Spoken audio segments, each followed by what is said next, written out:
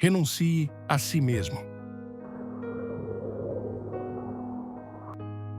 A reflexão do dia é a explicação do Evangelho de Marcos, capítulo 8, versículos de 27 a 35, apresenta um dos momentos centrais do ministério de Jesus, onde ele revela aos discípulos sua identidade e o caminho da cruz. É uma cena cheia de ensinamentos profundos sobre a missão de Cristo e o chamado ao discipulado. Vamos explorar os detalhes dessa passagem em 7 parágrafos, aprofundando seus aspectos teológicos e práticos. No caminho para Cesareia de Filipe, Jesus inicia uma conversa com os discípulos sobre sua identidade, perguntando: "Quem dizem os homens que eu sou?" A resposta dos discípulos revela uma percepção pública confusa. Alguns acreditam que Jesus seja João Batista, Elias ou um profeta. Essas figuras eram vistas como grandes homens de Deus, mas não chegavam a capturar a verdadeira natureza da missão de Jesus. Essa pergunta inicial destaca a necessidade de compreender corretamente quem é Jesus, algo crucial para a fé cristã. Quando Jesus pergunta diretamente aos discípulos: "E vós, quem dizeis que eu sou?", Pedro faz uma confissão clara: "Tu és o Messias."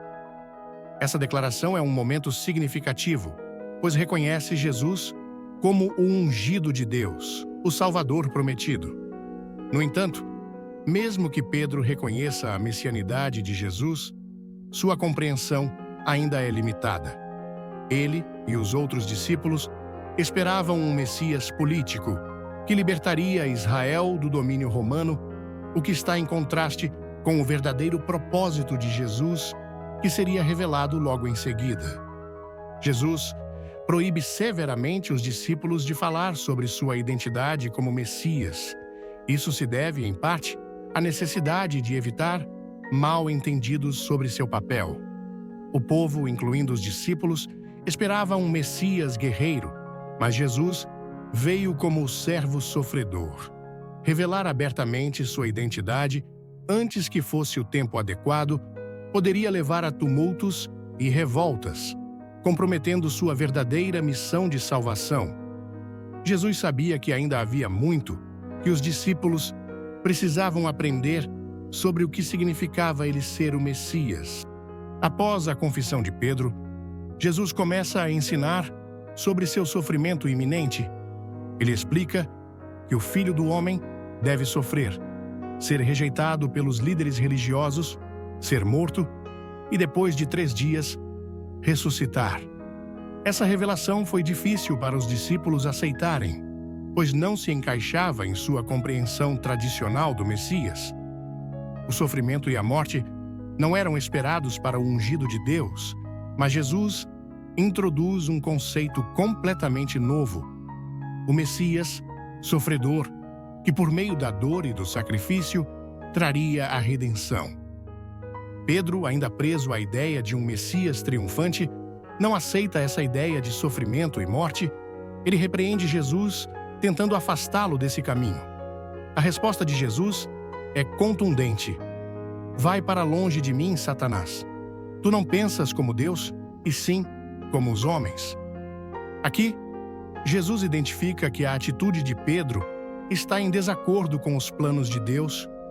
Pedro, embora bem-intencionado, estava pensando humanamente, focando em poder e glória terrena, enquanto o plano divino era de redenção por meio do sofrimento. Depois de corrigir Pedro, Jesus expande o ensinamento, chamando a multidão e os discípulos a segui-lo no caminho da cruz. "Se alguém me quer seguir, renuncie a si mesmo, tome a sua cruz e me siga."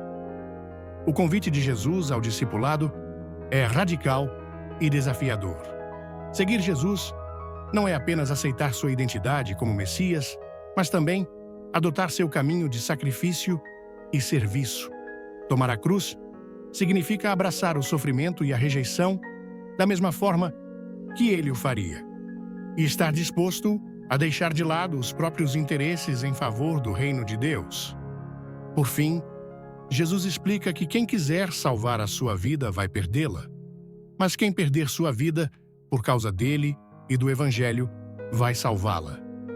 Esse paradoxo reflete a lógica do reino de Deus, onde a verdadeira vida não é encontrada na busca egoísta de segurança, sucesso ou poder, mas na entrega sacrificial a Deus e ao próximo.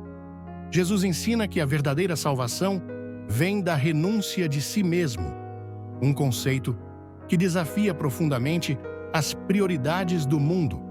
Aqueles que estão dispostos a perder sua vida terrena por Cristo encontrarão a vida eterna.